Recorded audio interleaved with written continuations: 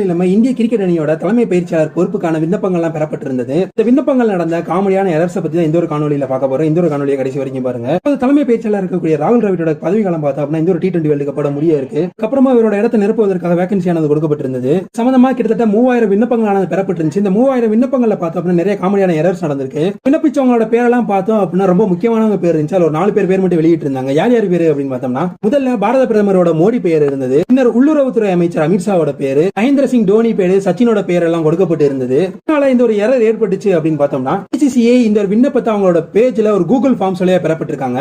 Google ஃபார்ம்ஸ்ல ப்ராப்பரான authentication எதுவும் இல்லாததுனால நிறைய சேட்டை பிடிச்ச மக்கள் என்ன பண்ணிருக்காங்க அப்படின்னு பார்த்தோம்னா டிஃபரண்ட் பேர்ல அவங்க அப்ளை பண்ணிருக்காங்க. எப்படின்னா டயானா அது மாதிரி பண்ணிருக்காங்க. அதனால இந்த ஒரு செலக்ஷன்ல ரொம்பவுமே குளறுபடி ஆயிருக்கு. இது சம்பந்தமா BCCI சொல்லும்போது இதுதான் முத வாட்டியா அப்படின்னு பார்த்தோம்னா இதுதான் முத வாட்டி கிடையாது. ஒவ்வொரு வாட்டி இதே மாதிரி தான் வருதுன்ற மாதிரி சொல்லியிருந்தாங்க. என்ன வேர்ல்டு ரிச்சஸ்ட் கிரிக்கெட் போர்டுன்னு சொல்றீங்க, அப்ளிகேஷன் போறதுக்கு ஒரு ஆப் இல்லைன்ற மாதிரி இருக்கு.